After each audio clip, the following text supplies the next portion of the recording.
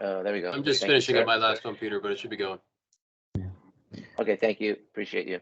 Hey, All right, Peter, so just as a, Peter, did you know if you sent out a notice earlier today? I didn't get one. That's why I was wondering if we would get more people if we have a notice out.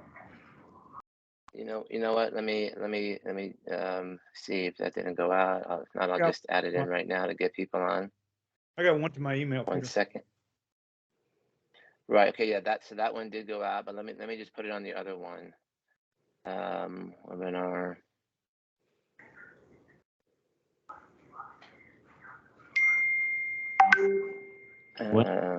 Virginia, and then I'll just let me just put the link for people, so in case they copy that, and then let me just delete all this. Okay, sorry, David. Just give us 30 seconds you're fine. here while we get through all these things. Okay, I sent out the link. Okay, there, the link is there now. So I'm sure, and plus we are recording this, and we get many more views on the recording than we do on the actual call itself. But just as a setup, what I would like to do is just, this is also, David, for your benefit, so you understand where we are. We've been very blessed that we've had, one very large agency in Broward County, BSO, initiate whole blood over a year ago, and we went through some growing pains, and they really put a lot of hard work in. Dr. Jim Roach, Chief Heath Clark, with respect to the contracting with whole blood, with respect to interfacing with the facilities, namely the trauma facilities and the trauma surgeons, and their reluctance, initially. Data collection, which we now have a process in place, which I think I've spoken to you about in the past. Logistics, what is the true cost? What are the true ongoing costs? And I think that someone like you, and so just as an intro for those people who don't know, David's the executive director of the Tidewater EMS region in Virginia, which is in Chesapeake area. And he does an incredible job of really getting a number of agencies in the region on board with so many things, including protocols, and just making sure that everyone's kind of doing the same thing and doing it very well, very robust CQI, etc. And so when I heard that David was rolling out whole blood in his region, I said, there's no doubt that he's going to be doing it in a very methodical way with all the details, all the data. And that's really why I wanted to bring you on, so you can give us a little bit of background and how you made this come about, and if you can, and then I'm sure we'll have lots of questions for you. Sure. But David, thanks for joining us, and I'll turn it over to you.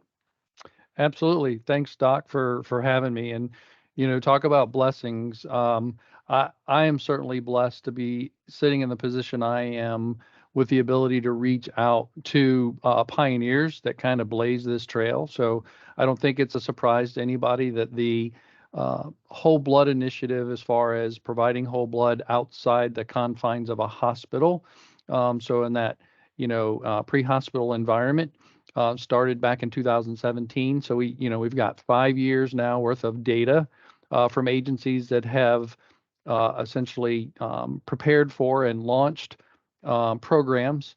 And it's one of the rare instances where the similarities between programs hold probably to that 70-80%, of the agencies are doing things similarly, to the point of, we'll talk about like transfusion criteria. So it is nice that EMS finally found something that they could coalesce around and do similarly, across the country. And then I think there, from there, it's back to the research going, probably as far back as the Civil War, knowing that the concept of transfusion and the role of whole blood is, again, a concept that's not new, but due to some, historical issues, and challenges right around the Vietnam era, when we started getting into blood shortages, and we started looking at things like what can we do from a component therapy perspective, and we'll try that.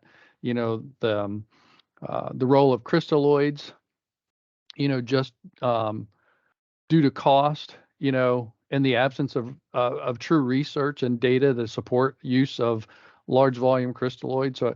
So I think people taking their time to do deep dive, on the research and information that's out there and available to us certainly helps to ensure that we stay within, the the constraints of, providing this type of capability, in our communities. So we probably spent the better part of 6 to 8 months just in researching and socializing, our program in the community. And so I'll just do a quick, kind of define for what community looks like for me. So sitting in the position of overseeing a regional council, that means I have a total of 10 jurisdictions. I have 6 cities and 4 counties across the southeastern, reach of Virginia. So it includes the Eastern Shore component coming down south to the North Carolina border and running westerly.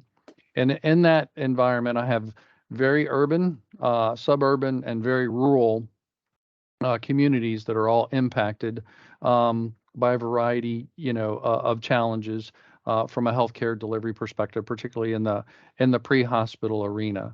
So I have 59 EMS agencies that participate in these 10 jurisdictions, and when we,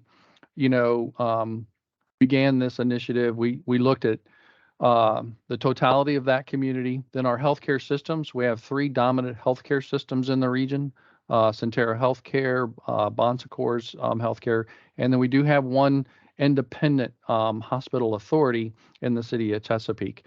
And specifically, our lean obviously was to our designated trauma centers. So we have 2 designated trauma centers in the region. One's a level 1 trauma center, Centera Norfolk General, and the other is a level 3 trauma center in Virginia Beach General Hospital. Unlike some that I've talked to, I pretty much did my research up and down the East Coast and on the southern border, running from Florida over to San Antonio, Texas. So that's really where my focal part was. So kind of Midwest and West, I didn't do as much research through those areas of the country, but in talking to those folks, one of the things that we found was great support from our trauma services at the trauma centers, from the get-go. In fact, I'd even go so far as to say as they were champions for us. And I think it's reflective of the individuals themselves to understand that if we are able, to interrupt, the disease process of inflammation through the administration of whole blood, where we're addressing clotting issues, we're addressing oxygen carrying capability issues, and we're interrupting the shock sequence, that they have a better chance of performing, on a patient on a surgical table with better outcomes. So they were not really my issue. So really, our issues came down to 2, what I would call 2 predominant factors that really required, I think, coordination at my level. One was cost, and where does money come from to be able to support, a program, implemented or rolled out at a regional level to, across so many jurisdictions and things of that nature.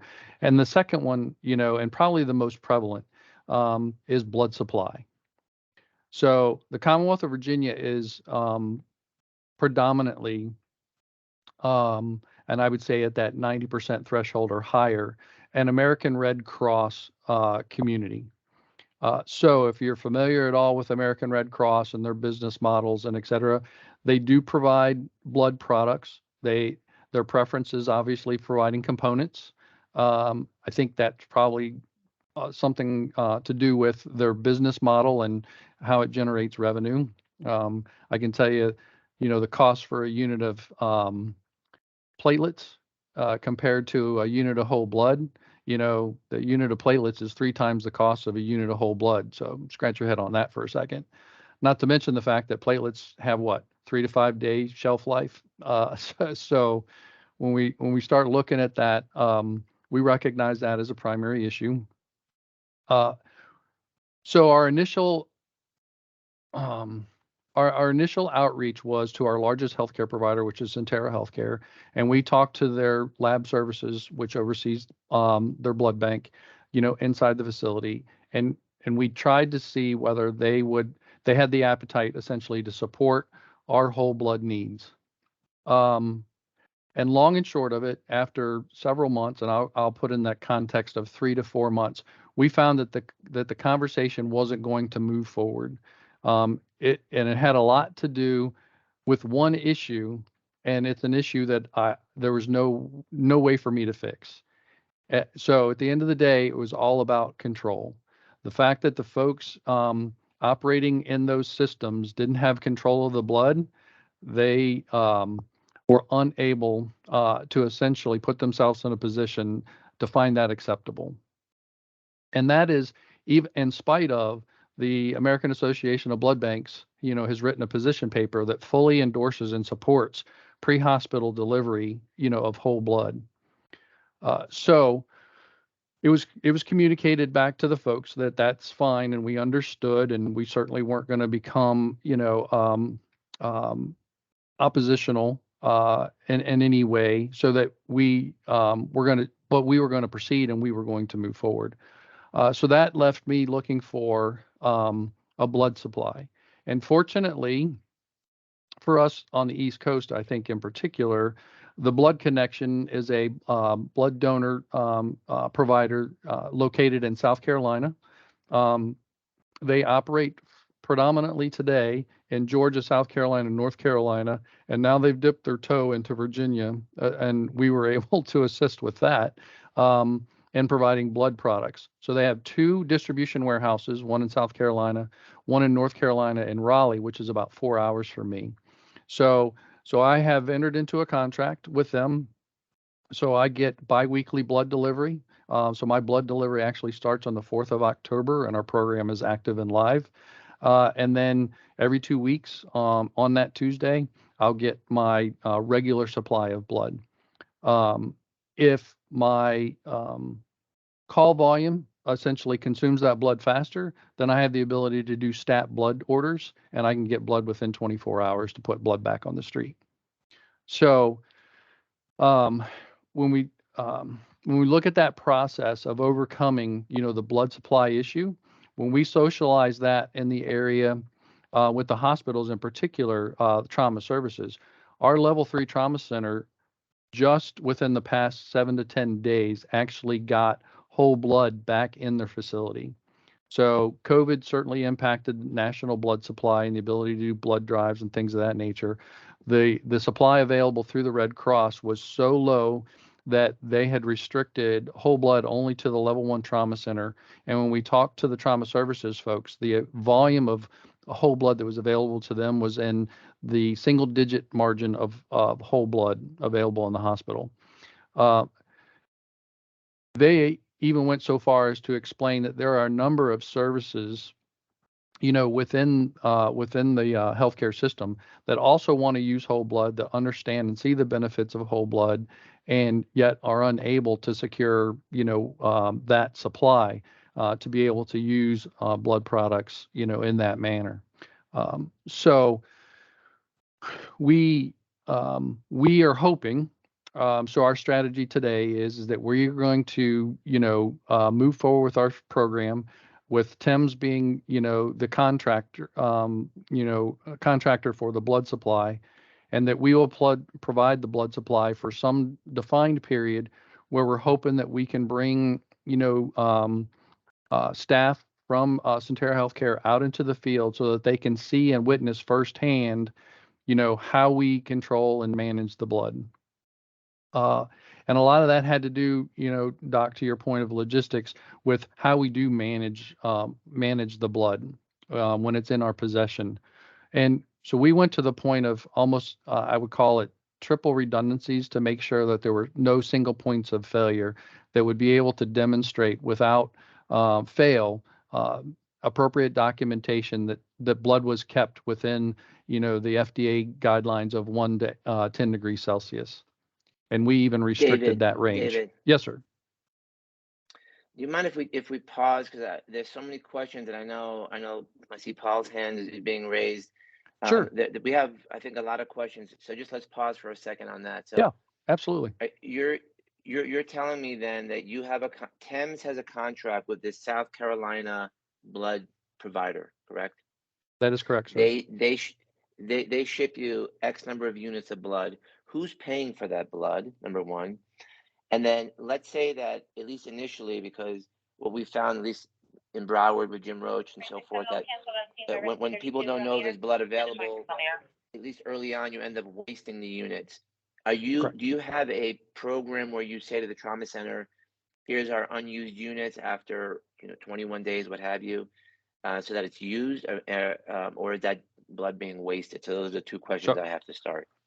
Those are great. So Doc, I will tell you that, so the contract that I have, right? So the blood connection uses the, oh, you put me on the spot. I forgot. So we'll just go with it. So they use a 21-day anticoagulant. So they do not use the 35-day that's being used like in San Antonio, right? So for 21 days, once they get processed and make available, I get the blood essentially with 18 days remaining. So because I'm doing biweekly deliveries, right, I have the blood essentially for 14 days, and then I have a 4-day window that today I would like to put it back into the trauma center for them to use before it expires. Trauma services would like to take it and put it back, but right now blood services is the roadblock to that. So we understand that there is a possibility for us to waste blood. And while that is concerning to folks, one of the things that I had to learn in this process as well is that hospitals waste blood every day. And it is just part of, the business. And as kind of discouraging as that is, I mean, it is just the reality.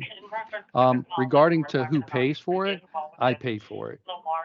So I have launched a fundraising campaign that's tied directly to our program. And so we hope as we continue to socialize that information that we'll be able to grow the contributions. And in fact, I already have an application, and there is it's CenteraCares.com is a sponsorship grant program through the Centera Healthcare System that I've applied for essentially sponsorship of our blood program. So they may actually end up paying for the blood anyway, just through a different mechanism. So along those lines, the blood drives, I want to talk about that real quick. Will this entity in South Carolina allow you to have a blood drive with, let's say, a bunch of low titer O positive donors, and then have those assigned to EMS, just like they do Brothers in Arms in San Antonio, so that it's maybe a reduced cost, or are you not at that phase yet? So part of my contract requires me to do 4 blood drives a year. So put it in the quarterly context, right? So with a goal of collecting about 250 units of blood each quarter. So that gets into that 1,000 is the target for us on a calendar year, standpoint to collect. And then they have essentially a payback program. So for every unit of blood collected, that we would get $20 returned. So if you put it, if we met that target, I'm getting $20,000 back. So I'll take that, all day long. By the time we hit the end of calendar year 1, our hope is anyway that Centera Healthcare would have seen the value of the program and would as part of their community engagement, be willing then to take over and provide, the source. But the thing that we've made very clear to the healthcare systems in region is that the American Red Cross is incapable of meeting our demand for whole blood, that they would absolutely need to establish a second procurement contract that allowed them to procure whole blood at that volume, which then may even open up other opportunities within their healthcare system, because there are so many people clamoring for whole blood. When it comes down specifically to your point about how we're doing, or what happens with the collections. So today, it's just that it's our support of their system, donor system. So nothing. So while we are going to take collections from any donor that comes in, the number of people that we're going to say O positive, donors, who knows what walks in on a given point in time. But based on the number of programs that I have going on, to put this, I guess, in an appropriate context. So the Blood Connection has over 100 healthcare systems that they supply whole blood to, 30 EMS agencies, and then another 20 air ambulance agencies that they supply whole blood to.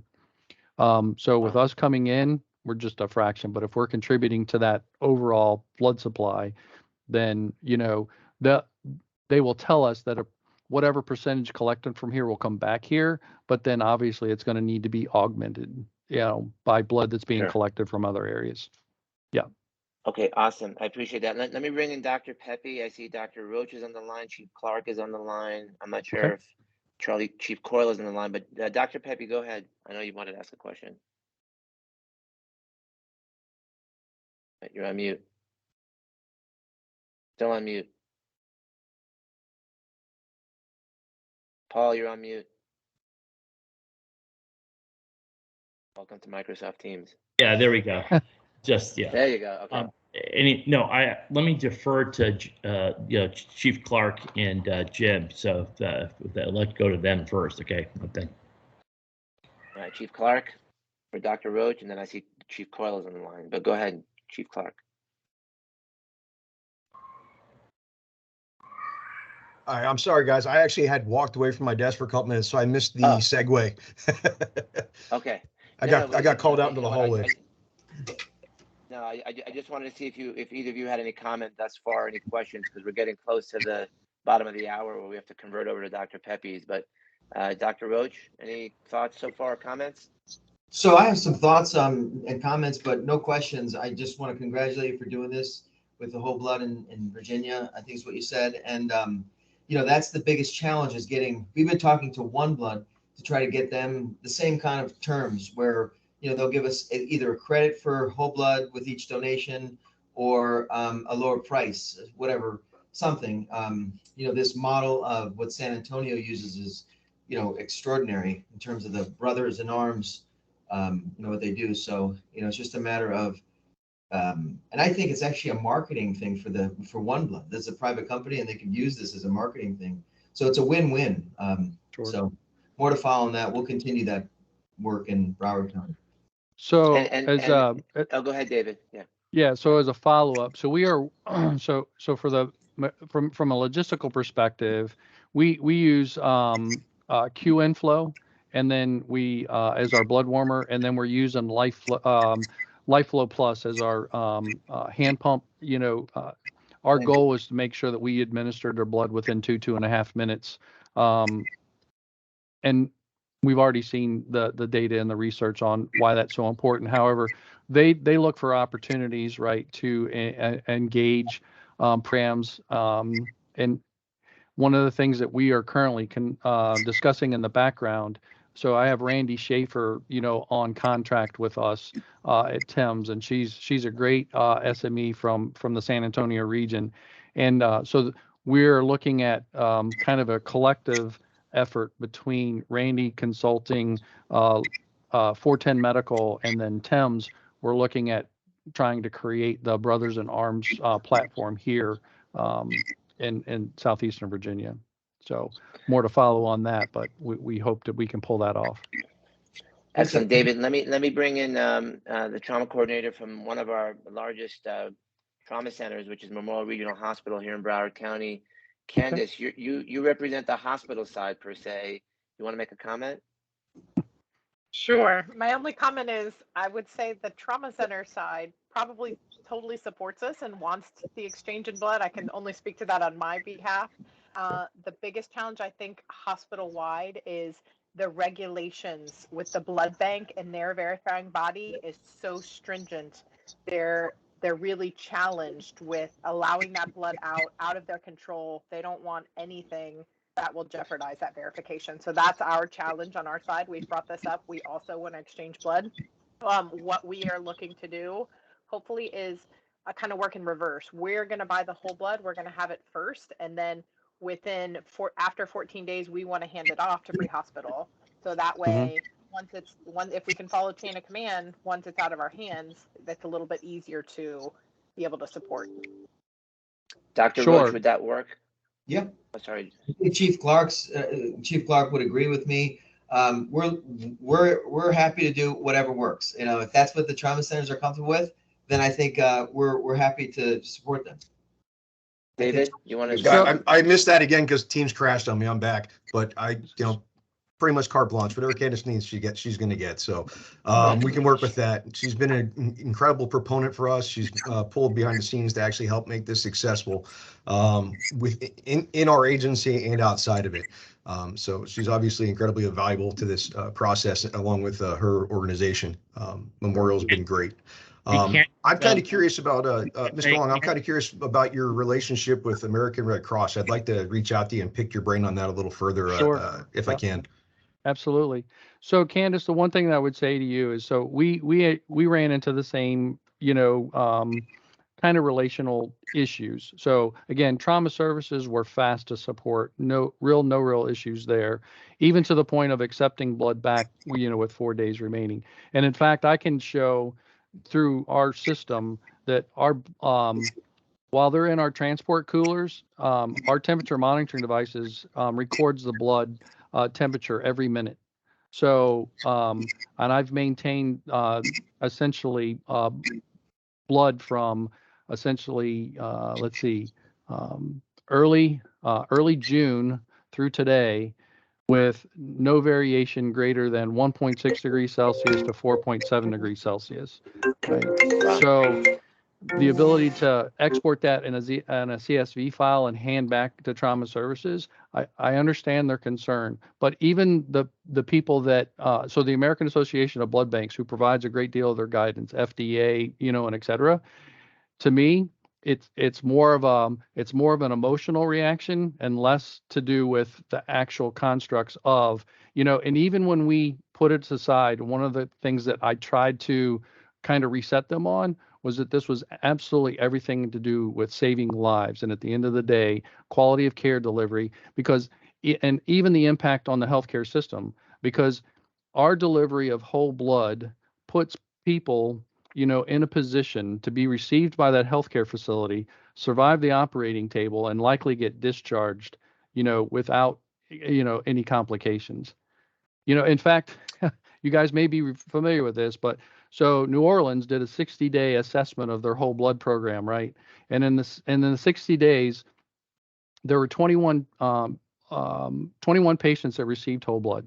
4 of them probably had injuries that weren't sustainable, with the type of injuries that they had. But the 17 others that got whole blood walked out of the hospital, right? So being the Myrtle capital of the world, knife gun club folks, what somebody creatively then did is went in front of their local governing, officials, and basically said that EMS was reducing the murder rate in New Orleans, by administering whole blood in the field. Creative presentation, but danged if it wasn't effective, right? So now New Orleans is behind that on the financial side, helping to provide, the funding to support whole blood delivery. Right, David, we're at the bottom of the hour. Sure. Dr. Pepe, you wanted to make a comment before you popped over. Go ahead and make your comment, and then we'll give David the last word. You're on mute. He's on mute. Paul, you're on mute again. Still on mute. Still on mute. You're still on mute. He double clicked. Paul, you're still on mute. Weird. Paul. I understand. I unmute it and then it goes back to mute. All right. Anyway, obviously I have some gag order on me. That's what it is. No, when Chief Clark said he was going to do anything that Candace asked, I was going to tell Candace I'll be by this afternoon and put together our wish list. Okay, so that'd be great. That was all. But thank you all for everything. I obviously have to go over to the other side, and but I have the connection with Bethany Brown at the Red Cross, so that there could be some synergies we could put together here. So okay, so we'll talk later. Yep. All right. So let's see. I'm going to send over, but thank you very much for your time today and all this great work that you guys are doing. I'm seeing here on my screen. It's really cool. So, all right. Thanks. Absolutely. You see who I was today, Peter, by the way? Now you're on mute. Oh. See, my problem now. See? Yeah. I hate Okay. Microsoft We'll Teams. see you later. I All gotta right. go. Thank you, Paul, so much. Oh, Okay. We'll see you on the see you other side in a few minutes. Bye. Before I kick it off to David for the final words, does anyone else have a question or a comment, regarding his, I mean, we took a really deep dive today. I wish we could kind of got another hour on this. It was very, very helpful. But anyone else who's either currently starting a program or has a program running that has a burning question for David? Hey, Peter. Okay. Peter, it's Oh, Sandy. Sandra. Hi. Go ahead, Sandy. Hey. And thanks, David. I really appreciate your talk. We've been providing using OneBlood, originally packed cells many years back for the aeromedical helicopter. Of course, we went through the same shortages that everybody did after COVID, and now have come back and have utilized OneBlood, whole blood, OPA's blood for now some 3 or 4 years. But I'd like to be involved in maybe Jim talking with you in Broward. I certainly have connections at the American Red Cross, and working some kind of a program out to be able to get the blood would be really very helpful, certainly to us in rural Monroe County. So Sure. Thanks, everybody. I really appreciate the info. Yeah. Thanks, Sandy. And I'll send out David's contact information. But David, send us out with some final words of wisdom. We really appreciate you coming on today, and you're more than welcome to stay on afterwards for Dr. Pepe's talks. So I'll kind of borrow from Dr. Joe Katora, because what he said resonated with me, and I think it resonates with anybody that's doing medicine today. And when we talk about what EMS provider historically have done in the trauma environment, we really had no tools and equipment and et cetera to really make a difference. But when we talk about the impact of the ability to administer whole blood to, essentially interrupt that inflammation disease process, stop shock, right?